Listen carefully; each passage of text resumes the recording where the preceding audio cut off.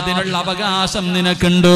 അല്ലാഹു പറഞ്ഞല്ലോ, ഇന്നാ ഹദൈനാഹു സബീല ഇമ്മാ ശാകിറാ വ ഇമ്മാ കഫൂറാ. അല്ലാഹു നിനക്ക് സ്വാതന്ത്ര്യം തന്നിട്ടുണ്ട്. അല്ലാഹു നിനക്ക് സ്വാതന്ത്ര്യം തന്നിട്ടുണ്ട്. പ്രായപൂർത്തിയായ ഒരു ചെറുപ്പക്കാരനോട് അല്ലാഹു പറയുകയാ, ഇതാ സ്വർഗ്ഗത്തിലേക്കുള്ള വഴിയാണ്. കള്ളു കുടിക്കാൻ പറ്റൂല, വ്യഭിചരിക്കാൻ പറ്റൂല, പലിശ തിന്നാൻ പറ്റൂല. ഇതിലേ പോകുകയാണെങ്കിൽ നിസ്കരിക്കണം, ഖുർആൻ ഓതണം, നോമ്പ് പിടിക്കണം, ഞാൻ പറയുന്നത് പോലെ നീ ജീവിക്കണം. ഇങ്ങനെ ജീവിച്ചാ നിനക്ക് സ്വർഗ്ഗത്തിൽ പോകാം. ഈ കാണുന്ന വഴി എന്തു വേണമെങ്കിലും ചെയ്യാം. ഒരാൾ പോലും നിന്നെ തടയാനില്ല, ഒരാൾ പോലും നിന്നോട് ചോദിക്കാനില്ല. എന്തു വേണമെങ്കിലും നിനക്ക് കാണിക്കാം. പക്ഷേ ഇതെന്റെ അവസാനം നരകമാ.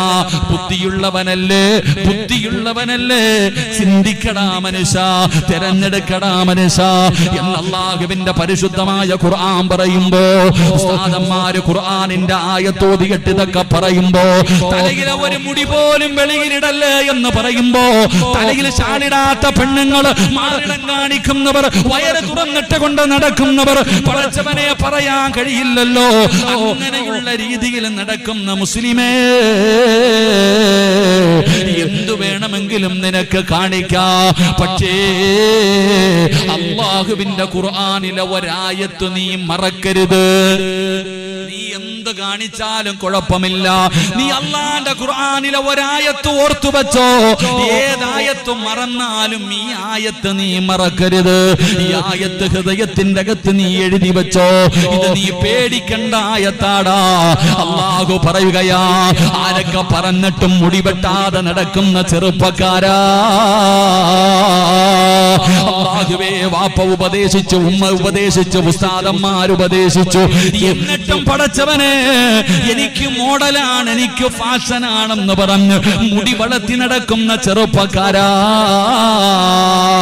മുട്ടുമക്കളിന്റെ ഇടയിലുള്ള സ്ഥലം ഔറത്താണെന്ന് പഠിച്ചിട്ട് കീറിയ പാൻറ്റും ധരിച്ച് നടക്കുന്ന യുവത്തവേ, തലമറക്കണം, ശരീരം മറക്കണം, ഫർദ ഇടണം, ഹിജാബ് ഇടണം, അല്ലാഹുവിനെ ഭയന്ന് ജീവിക്കണമെന്ന് പരിശുദ്ധമായ ഖുർആൻ പറയുമ്പോ, ഇതൊക്കെ കാറ്റിൽ പറത്തിയിട്ട് നടക്കുന്ന പെങ്ങളെ, എന്ത് വേണമെങ്കിലും നീ മറന്നോ. ഖുർആനിലെ ഒരായത്ത് മറക്കരുത്, ഖുർആനിലെ ഒരായത്ത് മറക്കരുത്. ഏതായത്തെന്നറിയോ? അല്ലാഹുവേ, 1400 വർഷങ്ങൾക്ക് മുമ്പ് നബി മുഹമ്മദ് മുസ്തഫ സല്ലല്ലാഹു അലൈഹി വസല്ലമ തങ്ങളുടെ സ്വഹാബിയുണ്ടല്ലോ, സ്വഹാബത്തൊരു യുദ്ധത്തിന് വേണ്ടി കടന്നു പോവുകയാ, സഹാബത്തൊരു യുദ്ധത്തിന് വേണ്ടി കടന്നു പോവുകയാ. അങ്ങനെ യുദ്ധത്തിന് വേണ്ടി ഒരു നാട്ടിലൂടെ പോകുമ്പോ ഒരു സുന്ദരിയായ പെണ്ണിനെ കാണുകയാണ്. യുവത്വത്തിന്റെ നടുവിലൂടെ നടന്നു പോകുന്ന ഒരു ചെറുപ്പക്കാരിയായ പെണ്ണിനെ കണ്ടപ്പോ സഹാബികൾ ഒരു ചെറുപ്പക്കാരൻ ആ പെണ്ണിനോട് പ്രണയം തോന്നുകയാണ്. അല്ലാഹുവേ, ആര് പറഞ്ഞിട്ടും അവിടെ നിന്ന് കേൾക്കുന്നില്ല. തന്റെ ആഗ്രഹം പോയി പറയുകയാണ്. സുന്ദരിയായ പെണ്ണിന്റെ മുന്നിൽ പോയിട്ട് തന്റെ ആഗ്രഹം അവിടെ നിന്ന് പറയുകയാ, നിന്നെ എനിക്ക് വേണമെന്ന് പറയുമ്പോ പെണ്ണു പറഞ്ഞു, എന്റെ മതത്തിലേക്ക് വന്നാൽ ഞാൻ സമ്മതിക്കാം. അവൾ യഹൂദിയായിരുന്നു, ഇവൻ മതം മാറുകയാണ്, പെണ്ണ് കെട്ടുന്നതിന് വേണ്ടി മതം മാറുകയാണ്, അല്ലാഹുവിന്റെ ദീൻ അവിടെന്ന് വലിച്ചെറിയുകയാണ്. ആരൊക്കെ പറഞ്ഞിട്ടും കേൾക്കാതെ അവിടെന്ന് മതം മാറി ആ പെണ്ണിനെ വിവാഹം കഴിച്ചു. എല്ലാവർക്കും വലിയ വിഷമമായി. ആ യുദ്ധം പോലും പരാജയപ്പെട്ടു പോയി. പടച്ചവനെ, കൊല്ലങ്ങൾ കഴിഞ്ഞു, വർഷങ്ങൾ കഴിഞ്ഞു. അന്ന് യുദ്ധത്തിന് വന്നിരുന്ന ഒരു സ്വഹാബി ആ നാട്ടിലൂടെ പോകുമ്പോ പണ്ട് മതം മാറിയ കൂട്ടുകാരനെ ഓർമ്മ വന്നു.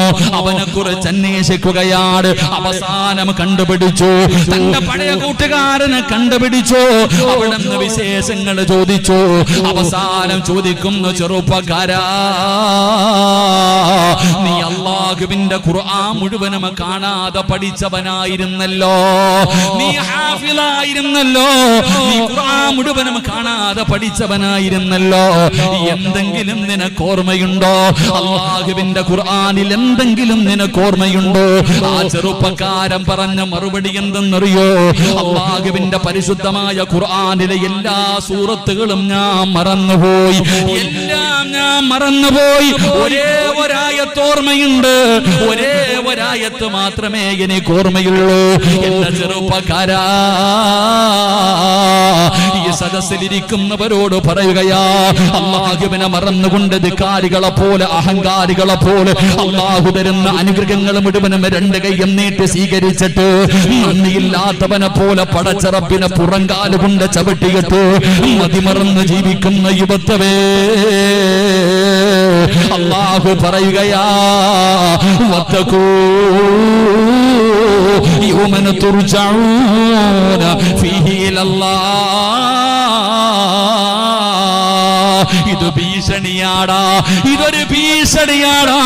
അല്ലാഹു നിന്നോട് പറയുകയാ, അല്ലാഹു നിന്നോട് ഓർമ്മപ്പെടുത്തുകയാ, എങ്ങനെ വേണമെങ്കിലും ജീവിച്ചോ.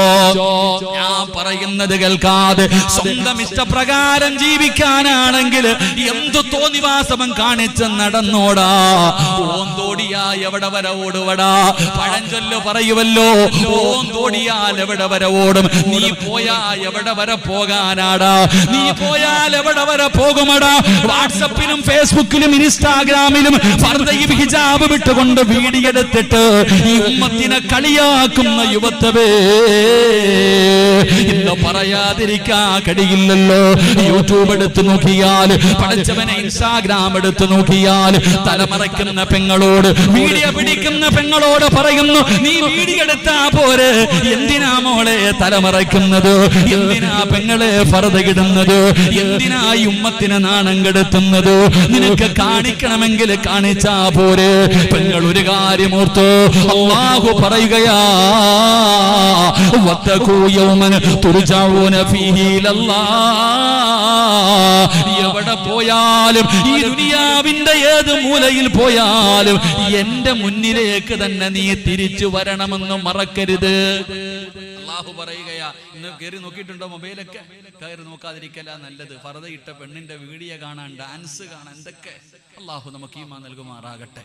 ആണുങ്ങളും പെണ്ണുങ്ങളും ഇപ്പം ചാമ്പലിന്റെ കാലവാ, അല്ലാഹു കാക്കുമാറാകട്ടെ. കുറെ കാലം ചാമ്പലായിരുന്നു, പള്ളിക്കമ്മറ്റിക്കാർ വരെ ചാമ്പോയപ്പോ. അരച്ചേക്ക് അള്ളാഹുവിന്റെ പള്ളി പരിപാലിക്കുന്നവന്മാര് മുഴുവനും എല്ലാരും ഇങ്ങനെ നിൽക്കും. പ്രസിഡന്റ് വന്നിട്ട് കാല് പൊക്കി വെച്ചിട്ട് ചാമ്പിക്കും. നാളെ റബ്ബെടുത്തിട്ട് ചാമ്പുന്നത് കാണാം. അള്ളാഹു കാക്കുമാറാകട്ടെ. അള്ളാഹു പറയുകയാ, നീ എവിടെ പോയാലും തിരിച്ച് എൻ്റെ അടുത്ത് തന്നെ വരും. എങ്ങനൊക്കെ നടന്നാലും അവസാനം എൻ്റെ അടുക്ക് തന്നെ നീ തിരിച്ചു വരും. നടന്നു. അതെന്നെ എനിക്കും പറയാനുള്ളൂ, എന്നോടും നിങ്ങളോടും. അള്ളാഹു ഈമാൻ നൽകുമാറാകട്ടെ. ഇത് ഞാൻ പറഞ്ഞത് നിങ്ങളോടല്ല. ഞാൻ വഴുതു പറയുന്നത് നിങ്ങൾ വിചാരിക്കും ഇവൻ എന്താടാ ഞങ്ങളെ മുഴുവൻ ഇങ്ങനെ പറയണം. ഞാൻ വഴുതു പറയുന്നത് നിങ്ങൾ ആരെയും നന്നാക്കാനല്ല, എനിക്ക് നന്നാകാനാണ്. അള്ളാഹു എന്നെ ഒന്നും നന്നാക്കി തരുമാറാകട്ടെ. കരുണയില്ലാത്ത മനുഷ്യന്മാര് ഒരാമീൻ പറ. ഇത്രയും പേരില്ലേ, ആരുടെയെങ്കിലും ഒരു ആമീൻ അല്ല കേട്ടാൽ ഞാൻ രക്ഷപ്പെടും. അള്ളാഹു എന്നെ നന്നാക്കുമാറാകട്ടെ. ഒന്നുകൂടെ പറ. ഉസ്താദന്മാരൊക്കെ ഇരിക്കുന്ന എല്ലാവരും ആമീൻ പറ. അള്ളാഹു എന്നെ നന്നാക്കുമാറാകട്ടെ. ഇത്രയും പണ്ഡിതന്മാർ ഇവിടെ ഇരിക്കുമ്പോൾ ഈ പാവപ്പെട്ടവൻ വഴുതു പറയേണ്ട കാര്യമുണ്ടോ? ഇല്ല, അതിൻ്റെ ആവശ്യമൊന്നുമില്ല. ഒരുപാട് പണ്ഡിതന്മാരുള്ള ആലിമീങ്ങളുള്ള നാടല്ലേ. അൽഹംദുലില്ലാ. പാവാട് ഉസ്താദ്, അതുപോലെ തന്നെ പാറന്നൂർ ഉസ്താദ്, ഇങ്ങനെ തുടങ്ങുന്ന ഒരുപാട് പണ്ഡിതന്മാർ എല്ലാവരും. അള്ളാഹു എന്നെ നന്നാക്കി തരുമാറാകട്ടെ. അള്ളാഹു നിങ്ങളെയും നന്നാക്കുമാറാകട്ടെ. എല്ലാവരും നന്നാകണം. ഞാൻ പ്രസംഗിച്ചാൽ എൻ്റെ കയ്യിലിരിക്കുന്ന ഈ ഷാള് ഞാൻ കഴുകിയാൽ ആദ്യം വെളുക്കുന്നത് ഷാളല്ല, എൻ്റെ കയ്യാ. കഴുകുന്നവൻ്റെ കയ്യ ആദ്യം വെളുക്കുന്നത്, പിന്നെയാണ് വസ്ത്രം വെളുക്കുന്നത്. അതുകൊണ്ട് ആദ്യം എനിക്ക് വെളുക്കണം, നമുക്കെല്ലാവർക്കും വെളുക്കണം. അള്ളാഹു വെളുപ്പിച്ച് തരുമാറാകട്ടെ.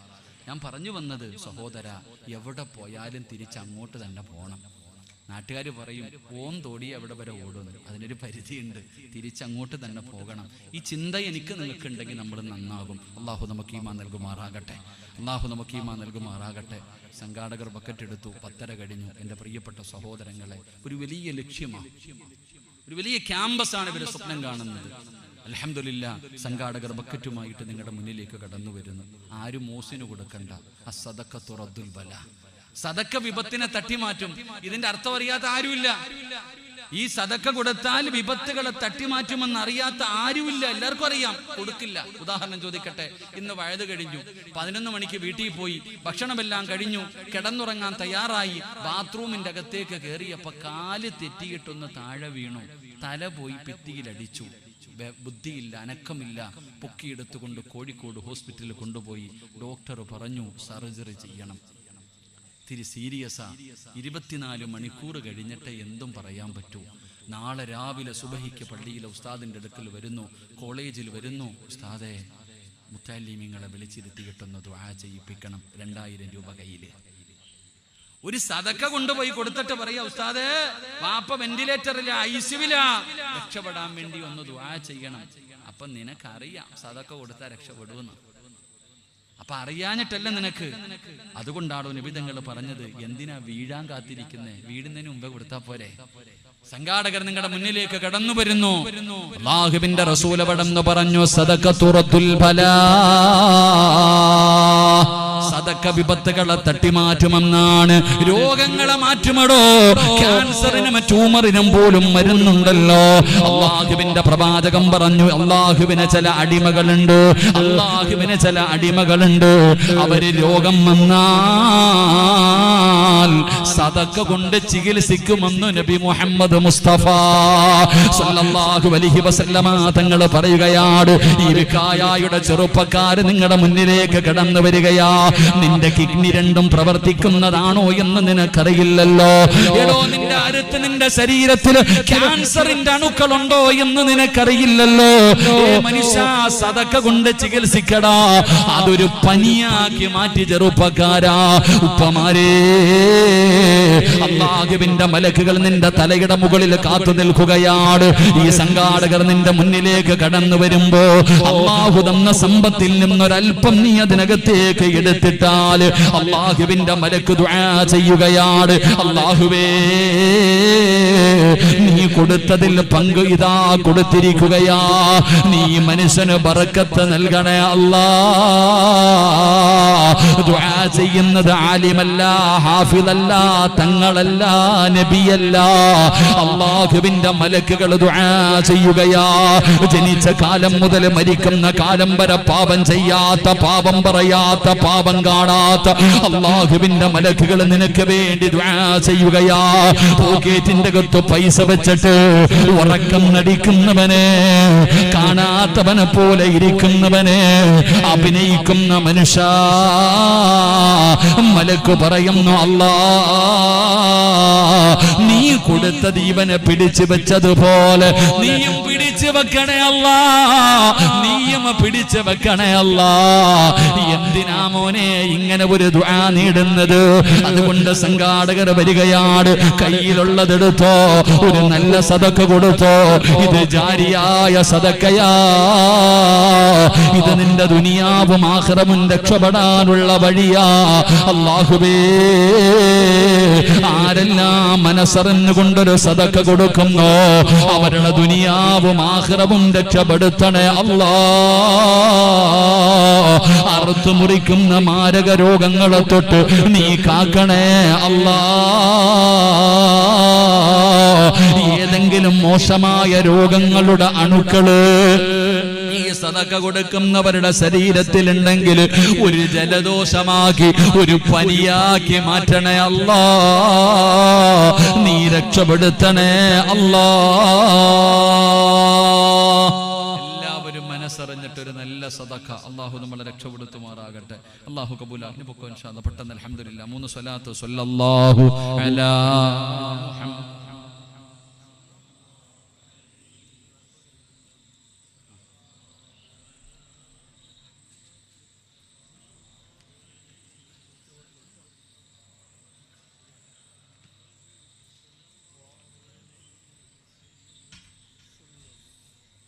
അള്ളാഹു സ്വീകരിക്കുമാറാകട്ടെ ഇൻഷാ അല്ലാഹ്. എൻ്റെ പ്രിയപ്പെട്ട സഹോദരങ്ങളെ, ഒരെണ്ണം കൂടെ ഇൻഷാ അല്ലാഹ്. നാലാമത്തെ കാര്യം ഇൻഷാ അല്ലാഹ്. ബക്കറ്റ് കൊണ്ടുപോകുന്നവർ ഇത്തിരി സ്പീഡ് കുറയ്ക്കാട്ടെ ഇൻഷാ അല്ലാഹ്. അൽഹംദുലില്ലാഹ്. എല്ലാവരുടെ മുമ്പിൽ നിന്ന് മേടിച്ചിട്ട് പോയാൽ മതി. അള്ളാഹു കബൂലാക്കുമാറാകട്ടെ. എൻ്റെ പ്രിയപ്പെട്ട സഹോദരങ്ങളെ, നാല് അള്ളാഹുവിന്റെ പരിശുദ്ധമായ ഖുർആൻ ഇവിടെന്ന് പറയുകയാ.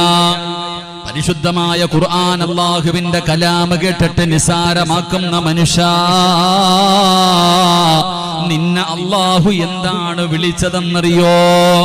അള്ളാഹു നിന്നെ വിളിച്ചതെന്താണെന്നറിയോ? ഫമാലഹും അനി തദ്കിറതി മുഅ്രിദീൻ കഅന്നഹും ഹുമുറും മുസ്തൻഫിറാ. അല്ലാഹുവിന്റെ വിശുദ്ധമായ ഖുർആൻ, അല്ലാഹുവിന്റെ പരിശുദ്ധമായ ഖുർആൻ നിന്നെ ഉപമിച്ചത് എന്തിനോടെന്നറിയോ? അല്ലാഹു നിന്നെ ഉപമിക്കുകയാണ്. മക്കള് കുരുത്തക്കേട് കാണിക്കുമ്പോ, പറഞ്ഞാൽ അനുസരിക്കാതെ വരുമ്പോ, മക്കള് നല്ലതുപോലെ പഠിക്കാതെ വരുമ്പോ നീ പറയും, എന്താടാ നീ കഴുതയെ പോലെയായത്? മക്കള് പഠിക്കാതെ വരുമ്പോ, പറഞ്ഞ അനുസരിക്കാതെ വരുമ്പോ നമ്മൾ ചോദിക്കും, നീ എന്താടാ കഴുതയെ പോലെ നടക്കണേ? നീ എന്താ കഴുതയെ പോലെ നടക്കണേ എന്ന് ചോദിക്കൂലേ? അള്ളാഹുവിന്റെ പരിശുദ്ധമായ ഖുർആൻ പറയുന്നു, അള്ളാഹുവിന്റെ കലാമ് കേട്ടിട്ട് പരിഗണിക്കാത്തവൻ അവൻ കഴുതയെ പോലെയാ. അള്ളാഹു പറയുകയാ, അവൻ അള്ളാഹു ഉപമിച്ചിരിക്കുന്നത് കഴുതയിലേക്ക് അവനെ ഉപമിച്ചത്. മസലുഹും കമസലിൽ ഹിമാരി യഹ്മിൽ അസ്വറ എന്ന് ഖുർആൻ പറയുന്നുണ്ടല്ലോ മറ്റൊരു ഭാഗത്ത്.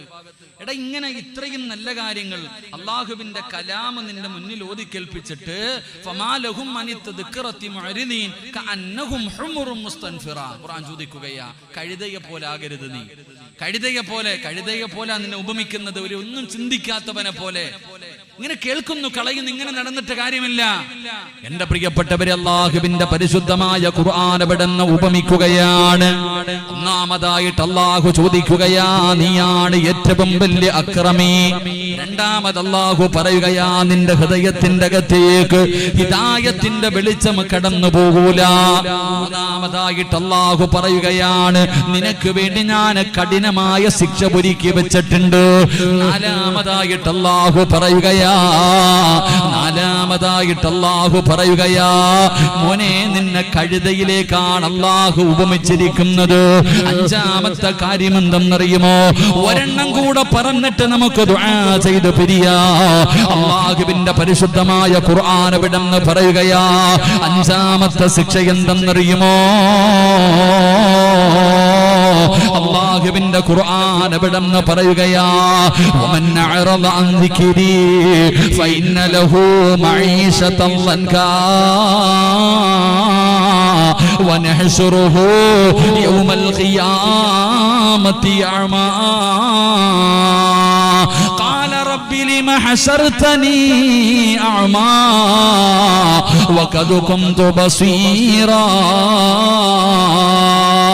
قال كذلك أتتك آياتنا فنسيتها وكذلك اليوم تنسى. എന്റെ പ്രിയപ്പെട്ടവരെ, നിർത്തുകയാണ്.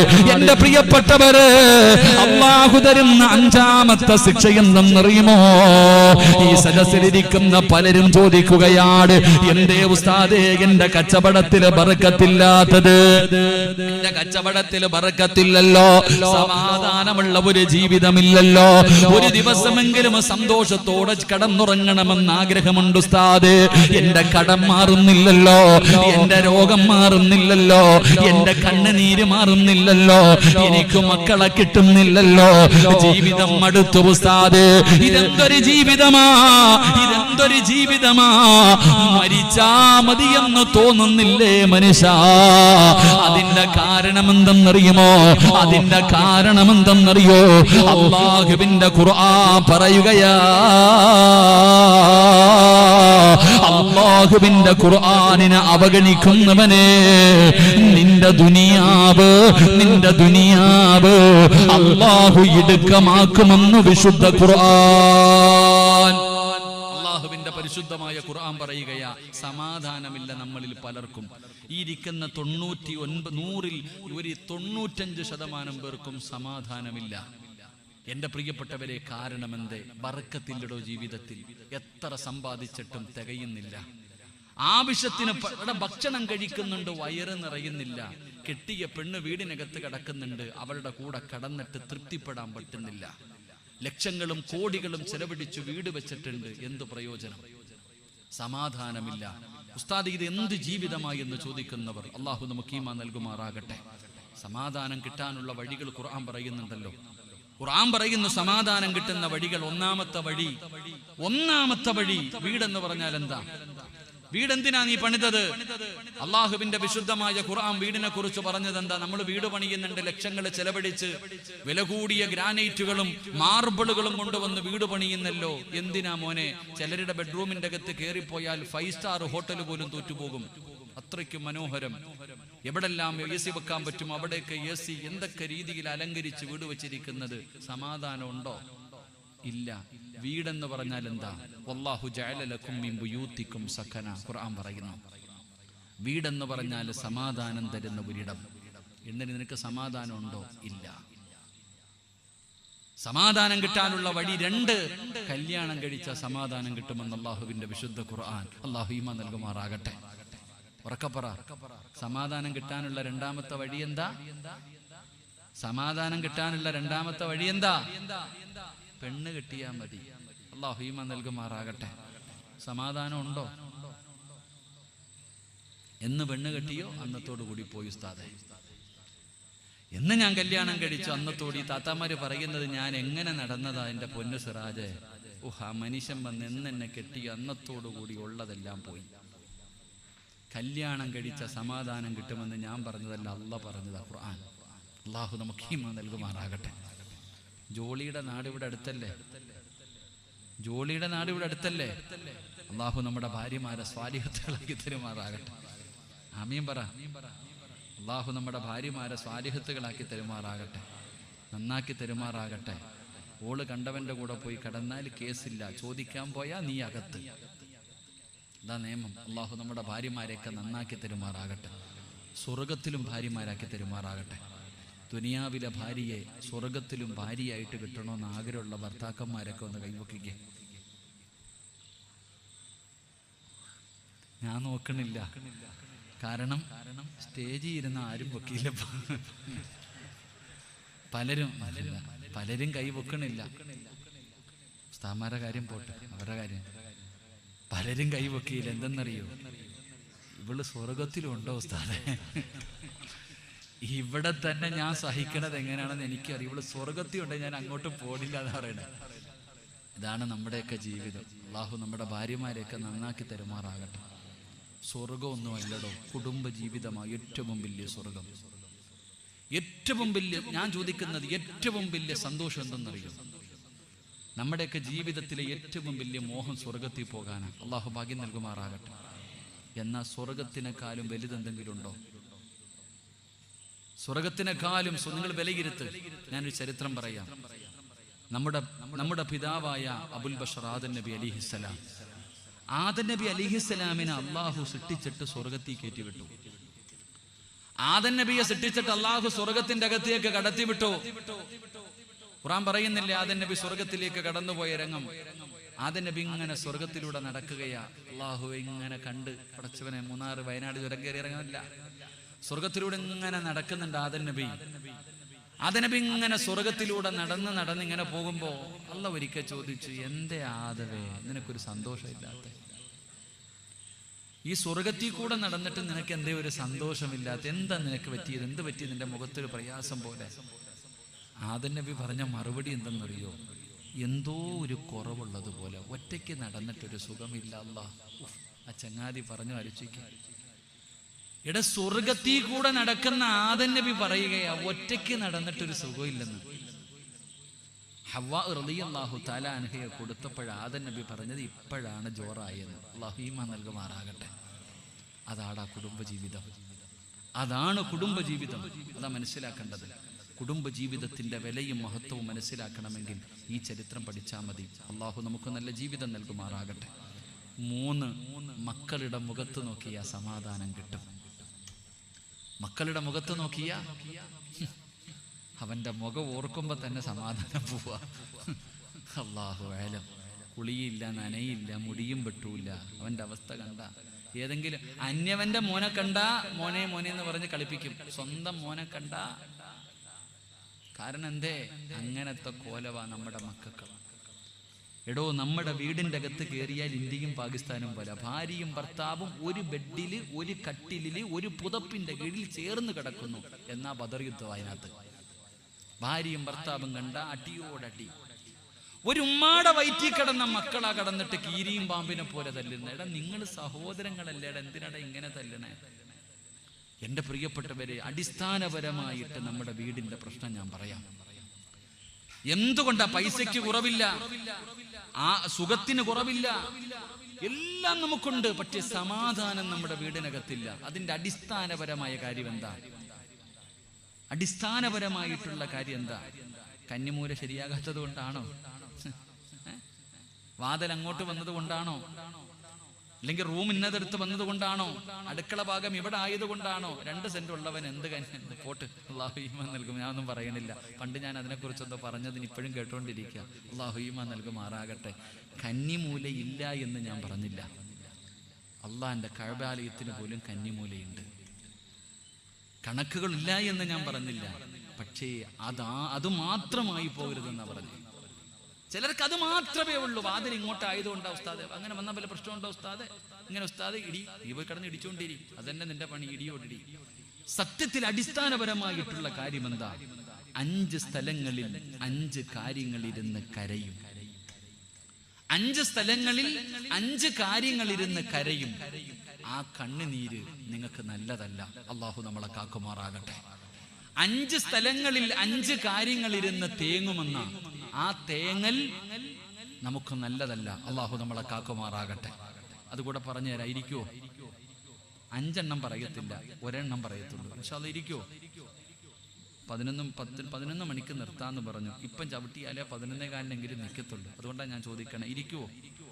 നിങ്ങൾ പറയുക. ഞാൻ പ്രസംഗിക്കണമെന്ന് ആഗ്രഹമുള്ളവരൊന്ന് കൈവക്കിക്കേ. പൈസ ചോദിക്കുമ്പോഴും ഈ ആത്മാർത്ഥത കാണിക്കണം. ഇൻഷാ അല്ലാഹ് എല്ലാവരും ഒന്ന് എഴുന്നേറ്റ് ഫ്രണ്ടിലോട്ട് കയറിയിരുന്നേ. അങ്ങോട്ട് കയറിക്കോ സാധന്മാരെ. ഞാനൊന്ന് ഇരുന്നോട്ടെ, ഞാൻ ഇരുന്നോട്ടെ. അപ്പാ കാല് വേന, വാ ഇങ്ങോട്ട് വാ. ഇനി ഞാൻ തിരുവനന്തപുരം വരെ ഇരിക്കാനുള്ളതാ. വാ കയറിക്കോ, എല്ലാവരും കയറിക്കോ. ഞാൻ നിർത്തുകയാ.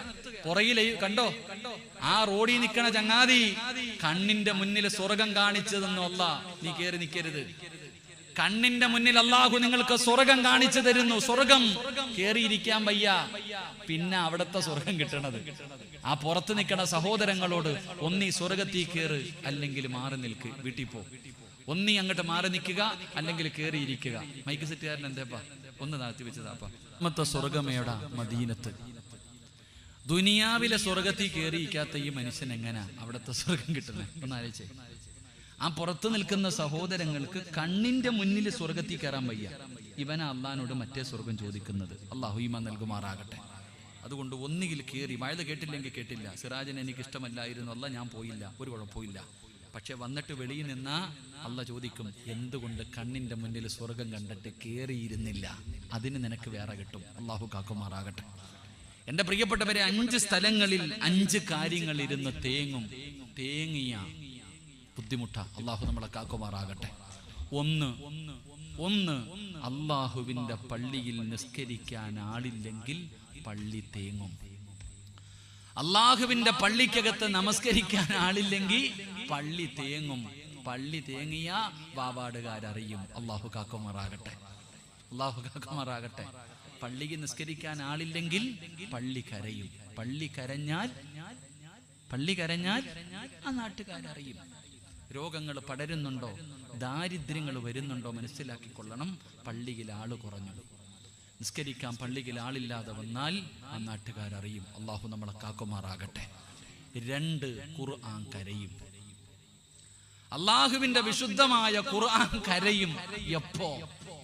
എപ്പോ നീ ഖുർആൻ വീടിനകത്ത് നിരത്തി വെച്ചിട്ടുണ്ട്, തുറന്നിട്ടുണ്ടോ?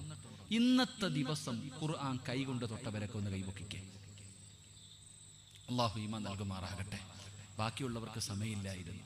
ഓതിയൊന്ന് ഞാൻ ചോദിച്ചു, ഇല്ല. വീടിന്റെ അകത്ത് കൊണ്ട് ഇങ്ങനെ അലമാരിക്കകത്ത് നിരത്തി വെച്ചിരിക്കുന്നു. ഇത് 2085 പോയപ്പോ, ഇത് 90 പോയപ്പോ, ഇത് 92 ഉംറയ്ക്ക് പോയപ്പോ, ഇത് ഹജ്ജിന് പോയപ്പോ. എന്തിനാ കൊണ്ടുവന്ന് വെച്ചിരിക്കണേ? എടാ ആ ചെലന്തി വലയെങ്കിലും ഒന്ന് തുടച്ചു കളയടാ. ഖുർആന്റെ മുകളിൽ കിടക്കണം. ടിവിയുടെ അടിയിലിട്ടിരിക്കുക, പുസ്തകത്തിന്റെ കൂടെ. പൊടി പോലും. ഞാൻ ഏതൊരു വീട്ടിൽ പോയപ്പോ പറഞ്ഞു, ഉസ്താദ് വലിയ ബുദ്ധിമുട്ട്, എന്തെങ്കിലും ഒന്ന് പറഞ്ഞതാ. ഞാൻ പറഞ്ഞു എനിക്ക് അറിയത്തില്ല. തങ്ങളോട് ചോദിച്ചാൽ പറയും, ഒന്ന് ഓതാൻ പറഞ്ഞ തങ്ങൾ പറയും എനിക്കറിയത്തില്ല. എൻ്റെ അടുത്ത് പറഞ്ഞു, ഉസ്താദ് എന്തെങ്കിലും ഒന്ന് പറഞ്ഞു, ഇവര് പുറകെ നടക്കാം.